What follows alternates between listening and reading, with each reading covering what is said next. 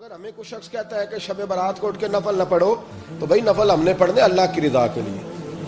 ہمیں کسی بندے سے ڈگری لینے کی ضرورت نہیں.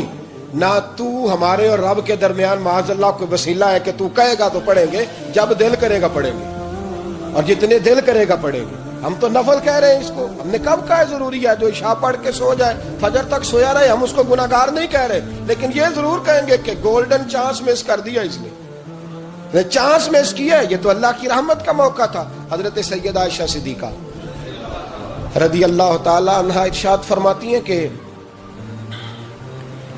شعبان کی 15ویں رات تھی, یعنی شب برات کی رات. فرماتی ہیں شعبان کی 15ویں رات تھی, میں نے اچانک نظر ڈالی تو حضور میرے بستر میں تھے. پھر میری نظر پڑی تو حضور نہیں تھے. میرے دل میں گمان آیا, خیال آیا کہ شاید کسی اور زوجہ کی طرف حضور کا میلانے تباہ ہو گیا ہو, وہاں تشریف لے گئے ہوں. فرماتی میں اٹھی باہر گئی تو نبی کریم علیہ السلام جنت البقیع میں تھے, قریب ایک جگہ پہ حضور دعائیں مانگ رہے تھے.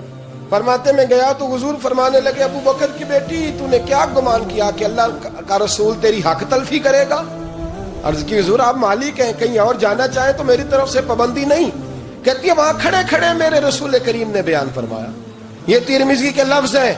حضور نے فرمایا عائشہ یہ شعبان کی 15ویں رات ہے, مدینے میں سب سے زیادہ بکریاں بنو کلب کا قبیلہ پالتا تھا.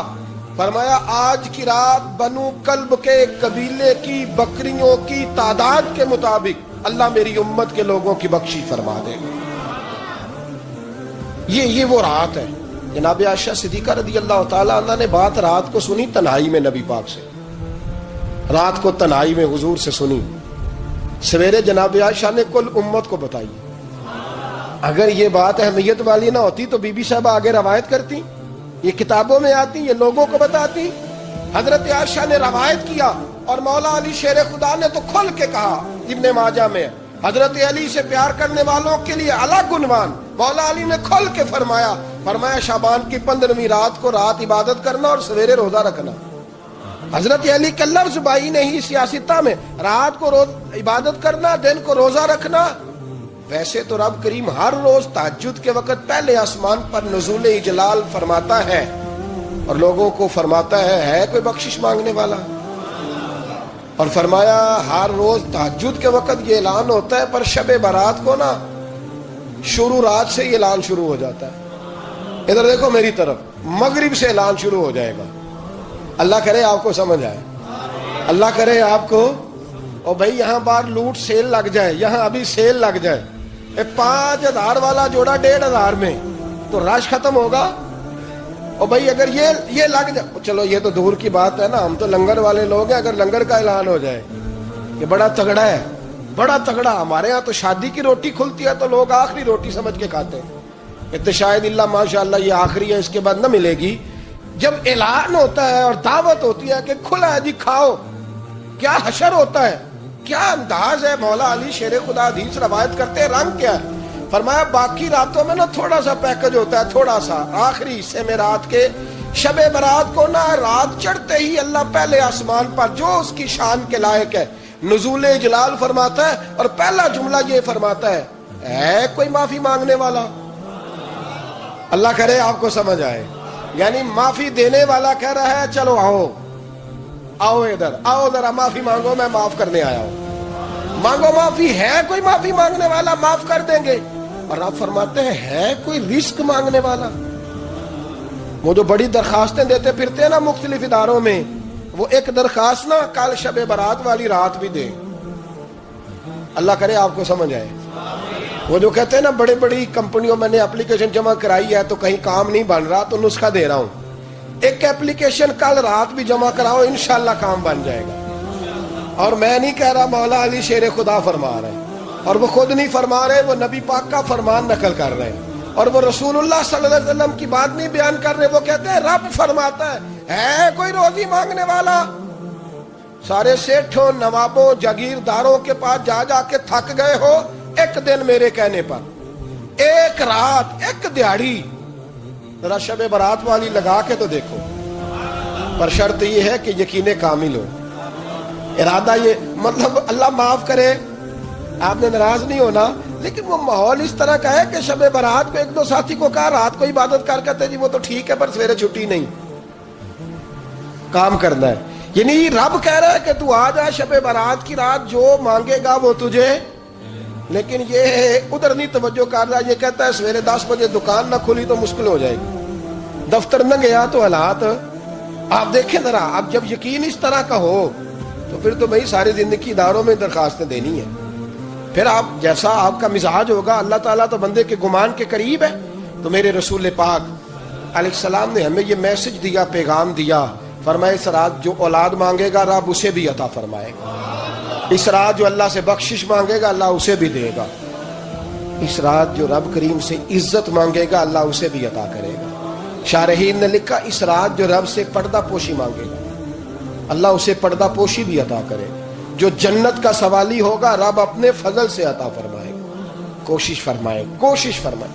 10 محرم کو ہمارے ہاں لوگ جاتے ہیں قبرستان، وہ کسی حدیث سے ثابت نہیں، میں منع نہیں کر رہا، جائیں 9 محرم کو جائیں، 10 کو جائیں، 11 کو جائیں، 8 کو جائیں، سفر میں جائیں، ربیع الاول میں جائیں، قبرستان میں جب بھی جائیں منع نہیں ہے. لیکن شب برات والی رات تو خود رسول کریم گئے ہیں نا قبرستان.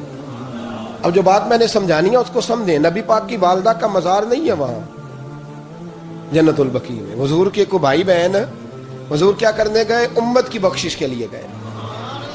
شب برات کی رات لالچی نہ بنے کہ صرف میں نے اپنے لیے روزی مانگنی ہے، کل امت کے لیے مانگے رب کریم سے.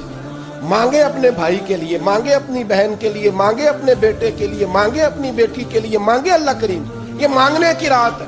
پچھلی راتی رحمت رب دی کرے بلند آوازہ، بخشش منگن وارے کارن کھلا جے دروازہ. آئیں اللہ کی بارگاہ میں اس رات کو کھل کے دعا مانگے. قبرستانوں میں نا کچھ قبریں ایسی ہیں کہ جو بتاتی ہیں کہ سالوں بیت گئے ہیں کوئی آیا نہیں. کچھ قبریں بتاتی ہیں. کچھ بڑے قبرستان بڑے شہروں میں ایسے بھی ہیں کہ جن کا گورکن کہتا ہے کہ مجھے کمیٹی نے کہہ دیا ہے جہاں 4-5 سال کوئی نہ آئے وہاں نئی قبر بنا دیا کرو. وہاں نئی قبر بن جاتی ہے معاذ اللہ.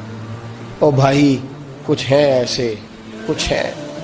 یہ جائیں نا اکبر بادشاہ یہاں لیٹا ہے لاہور میں تو شعر لکھا ہوا ہے، بر مزارے ماں غریبا نے گلے پروانہ سوزز لے صدائے بلبلے. فارسی کا مقولہ لکھا ہے اس کی قبر پہ، کہتا ہے میں وہ غریب ہوں. اعلیٰ بادشاہ ہے مقبرے میں لیٹا ہے، کہتا ہے میں وہ غریب ہوں کہ نہ یہاں کوئی پروانہ آتا ہے نہ بلبل آ کے گیت گاتی. کوئی آتا ہی نہیں، کوئی فاتحہ نہیں پڑھتا، کوئی فاتحہ نہیں پڑھتا. وہ بھائی کئی قبریں ایسی ہیں جن پہ سالوں بیت گئے کوئی لوٹا نہیں. اور مشکات میں حدیث ہے، میرے نبی کریم علیہ السلام نے فرمایا جو قبر میں ہوتا ہے وہ تو اس آدمی کی طرح ہے جو دریا میں ڈوب رہا ہے اور وہ انتظار کر رہا ہے کہ میرا بیٹا میرے لیے دعا مانگے، میری بیٹی دعا مانگے. پر بیٹے کو تو 27 سال ہو گئے، ملک سے باہر ہے. کاغذ بنے گے تو ابے کی قبر پہ آئے گا نا، اس کے تو کاغذات ہی نہیں مکمل ہو رہے. وہ بیٹے کو تو مشکل ہے بڑی، وہ تو کاغذات نہیں بن رہے. وہ تو دولت کا مطالبہ پورا ہوگا تو جب ہی وہ کام ہوگا نا. انتظار ہو رہا ہے قبروں میں میرا بیٹا دعا کرے، میرا بھائی دعا کرے. اور اگر بچہ دفن ہے تو وہ کہتا ہے میری ماں دعا کرے، میرا باپ دعا کرے. کوشش کریں شب برات بعد از مغرب یہ رواج پیدا کریں. یہ رسول اللہ کا طریقہ ہے صلی اللہ علیہ وسلم. قبرستان میں جائیں اور جا کر کے وہاں اللہ تبارک و تعالیٰ سے دعا مانگیں کہ یا اللہ جو اس قبرستان میں لیٹے ہیں وہ بھی، اور جو آج تک کلمہ پڑھنے والے دنیا سے گئے وہ بھی، اور جو قیامت تک جائیں گے وہ بھی. اے اللہ تو سب کی بخشش فرما دے. اللہ کی رحمت کو محدود نہ کریں کہ صرف مجھے بخش دے، اسے کہیں یا اللہ کل کی بخشش فرما. ساری امت کے لیے دعا کریں. شب برات کی رات نفل پڑھیں. ہمارے ہاں محفل ہوتی ہے ہر سال الحمدللہ، بڑے شوق سے بڑا خوبصورت ہم اہتمام کرتے ہیں. لیکن میں اکثر دوستوں سے کہا کرتا ہوں کہ جن کو اکیلے میں نفل پڑھنے میں مزہ آئے وہ اکیلے میں پڑھیں. کتنی کھلی بات کر رہا ہوں. میں پابند نہیں کر رہا کہ آپ یہاں آئیں گے محفل میں آئیں گے ضروری ہے. بھئی آپ کو اکیلے میں مزہ آتا ہے نا. کچھ لوگ تنہائی میں ہو تو دل زیادہ لگتا ہے، وہ تنہائی میں کریں اللہ اللہ کوئی حرج نہیں. لیکن کچھ ایسے ہیں کہ نعت سنتے ہیں تو دل نرم ہوتا ہے، تقریر سنتے ہیں تو دل नरम होता है, तो जिनका इस तरह नरम होता है वो मस्जिद में आए, बात सुने। कुछ को सबके बीच बैठ के रोना आता है। हजरत सादी शराजी फरमाया करते थे, कुछ लोगों के आंसू मुझे रुला जाते हैं। फरमाते हैं कुछ की आंखें देख के रो पड़ता हूँ, लिहाजा मैं जब भी जिक्र करता हूँ महफिलों में बैठ के करता हूँ। तन्हाइयों में मुझसे नहीं होता, तो जिससे नहीं होता वो आए ना, मस्जिद में आए, रात इबादत करे। कल मगरिब से पहले पहले काम समेट ले सारे, और मगरिब के बाद ये रात शुरू होगी, मगरिब के बाद एक छुट्टी कर लो अल्लाह रसूल के लिए, कर लेंगे इंशाअल्लाह ताला एक छुट्टी। और तौबा की रात है ये, तौबा करनी। तौबा किसको कहते हैं? तौबा का माना है पिछले गुनाह पर पछताना, शर्मसार होना। कहते नहीं ऐ काश मैं न करता, और वो लफ्जों में नहीं, जुमलों में नहीं, तौबा रटी रटाई नहीं, शर्मसार होना और आइंदा गुनाह न करने का पक्का इरादा करना, इसका नाम तौबा। देखें अल्लाह ताला फजल करे, मैंने पिछले साल कहा था, फिर कहता हूं, मस्जिदों से ना शब बारात की रात, शब कदर की रात चीखों की आवाजें आती हैं, लोग इतना रोते हैं ना। रोना चाहिए, कम रोते हैं, ज्यादा रोना चाहिए। लेकिन सवाल यह है कि इतना ज्यादा लोग शब बारात की रात रोते हैं, क्या फिर सवेरे बददियानती खत्म हो जाती है? जो रात मस्जिद में खुल के रो के आया है, उसका प्रोग्राम है ना कि अब मिलावट कभी नहीं करेगा, अब गाहकों से झूठ कभी नहीं बोलेगा, अब वो बददियानती का मामला कभी नहीं करेगा। लेकिन रात रोता भी रहे और सवेरे प्रोग्राम ये हो कि मैंने फिर लोगों को फरेब देना है, दाव लगाना है, तो इसने तौबा किया रात के, यहां बस ये एक्टिंग करके लौट आया, यानी बड़ी सजा बना करके सवार करके रात तौबा की। क्या मतलब है तौबा का? कि तौबा आपने की। हजरत हसन बसरी से किसी ने कहा तौबा क्या है? फरमाने लगे तौबा यह है कि जिस गली से रब ने तुझे मना किया है, दोबारा फिर तू उस गली में नजर ना आए, तू नजर ही ना आए। और जिस जगह जाने का रब ने तुझे हुक्म दिया है, फिर तू दोबारा वहां से गैर हाजिर ना हो। अगर ये प्रोग्राम ही नहीं, इरादा ही नहीं। बच्चे एक तो मुझे कहने लगे कल हजरत साहब तौबा के मौजू पर हमने गुफ्तगू करनी है, तो कोई बाप बताए कहाँ पे है। कुछ बच्चे शागिर्द हैं, कुछ मस्जिदों में जुमा पढ़ाते हैं। एक ने मुझसे कहा, तो मैंने कहा बेटे पहले मस्जिद में जाओ, 2 नफल पढ़ो, तौबा करो, तौबा का इरादा बनाओ, ये रस्म नहीं है। वो नात खां भी तो तौबा कर लेना, जो शब बारात के दिन लोगों को तौबा कराने आया है और 25,000 का सौदा करके आया है। तू आज इस काम से तो तौबा करना, ये नोट फिकवाने से तो तौबा करना। ये रस्म है? सारी रात तौबा तौबा तौबा तौबा, ये क्या माना है इसका? क्या मतलब करे? इमाम गजाली फरमाते हैं कि एक आदमी बादशाह का गार्ड था, सिपाही था, उसका पहरेदार था, निगरानी करता था, बड़ी वफादारी से नौकरी करता रहा। बादशाह ने उसे तनख्वाह के अलावा भी बड़ा नवाजा, बड़ा नवाजा, बड़ा नवाजा। उसे बादशाह ने बड़े अलाउंसेस दिए, बादशाह ने बड़ा कुछ दिया, मकान दिया। कुछ सालों के बाद बादशाह को पता चला कि ये मेरे लिए नहीं आता था, इसकी तो मेरी कनीज पर नजर थी, इसने तो रात की ड्यूटी इसलिए लगवाई थी कि कनीज पर नजर थी। तो इमाम फरमाते हैं कि बताओ फिर वो बादशाह उसके साथ क्या सलूक करेगा, वो क्या सलूक करेगा? तो लोग कहने लगे हुजूर लगता ये है कि वो ना 4-5 हिस्सों में काट के तो कुत्तों के आगे फेंकेगा। आप फरमाने लगे मेरा रब तो बड़ा ही करीब है, वो तो ऐसे नहीं करता, लेकिन बतलाओ अगर उसे पता चले तो ये रस्म के लिए आया है, इसकी तो नजर ही माल पे है, ये तो सवेरे बदलेगा नहीं, ये तो धोखा दे रहा है, ये तो तौबा करने आया ही नहीं, इसने तो ढोंग रचाया है, उसे तो पहले से खबर है। तो फिर तुम क्या उम्मीद रखते हो, फिर क्या रवैया रखते हो? शबे बारात की रात धाड़े मार मार के रोना और सुबह उसी तरह धोखा देना, उसी तरह फरेब करना, उसी तरह झूठ बोलना, उसी तरह बददियानती करना, उसी तरह लोगों को लूटना। तो ये रस्म नहीं है तौबा। तौबा तो बदल जाने का नाम है, तौबा तो फिर संवर जाने का नाम है। तौबा तो इस तरह है जिस तरह हजरत इब्राहिम इब्ने अदम ने की थी। वक्त के बादशाह थे बादशाह, जब तौबा की तो फिर हर चीज छोड़ दी, फिर माल लोगों में बांट दिया और फिर टाट का लिबास पहनकर जिंदगी गुजारी। लोगों ने कहा हुजूर ये तब्दीली है। फरमाया तब्दीली नहीं, ये मेरी तौबा है, ये मेरी तौबा है। जब तौबा की तो फिर बदल के की, जब तौबा की तो फिर तब्दील किया आपने। ये क्या तौबा हुई? सारी रात रोते रहे, सवेरे दुकान पे जाकर फिर कसम उठाई कि मुझे तो पड़ता ही 11,000 का है, ये तौबा है?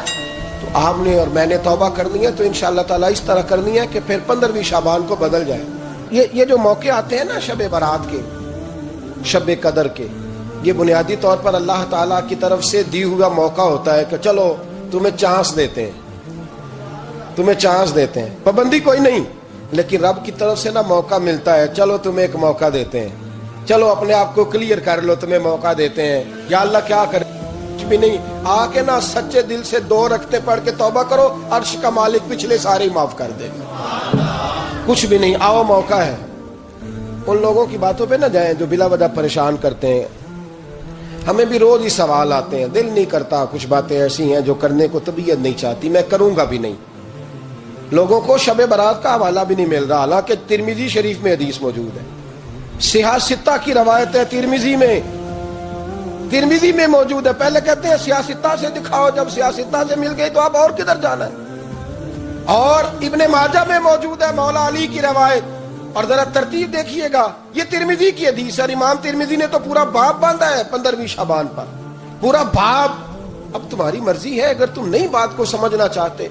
اور مجھے پتا کیوں یہ شب برات کیا لگتا ہے، مجھے کبھی کبھی یوں لگتا ہے کہ رب فرماتا ہے کہ رمضان سے 15 دن پہلے ہی پکی سچی توبہ کر لے، تیاری کر، پاک صاف ہو جا، تاکہ جب رمضان آئے نا تو پھر تجھے پاک ہونے کی ضرورت نہ پڑے، بس پھر تو آتا جائے اور میں تیرے اوپر رحمت نچھاور کرتا جاؤں۔ بس تو پہلے ہی تیاری کر، 15 دن پہلے ہی، 14 دن پہلے تیار ہو جا۔ کل رات اپنے آپ کو ذہنی طور پر تیار کریں، بچوں کو تیار کریں، گھروں کو تیار کریں۔ اب جب مہمان آتے ہیں نا بڑا کچھ کرتے ہیں، شب برات آئے تو مصلی ایک دفعہ دھویا کریں، ایک دفعہ مصلی دھویا کریں۔ فرش دھوتے ہیں نا، مہمانوں نے آنا ہے تو ایک کمرے کا فرش دھو کے صاف کریں کہ خواتین نے یہاں ساری رات نماز پڑھ دی، یہ ارادے بنائیں۔ جس طرح آپ کہتے ہیں نا رات کو سفر کرنا ہے تو دوپہر میں تھوڑا آرام نہ کر لوں تو کل دوپہر میں آرام کر لیں، تاکہ رات کو رب رب کرنا آسان ہو جائے، اللہ کی بارگاہ میں بیٹھنا آسان ہو جائے۔ مکمل طور پر ذہنی طور پر اپنے آپ کو تیار کریں۔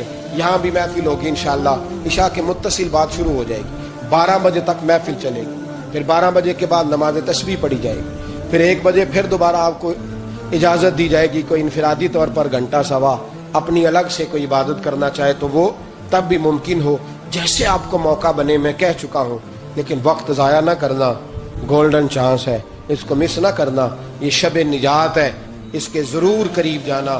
رب کریم سمجھنے کی توفیق عطا فرمائے۔ آخر دعوانا ان الحمدللہ رب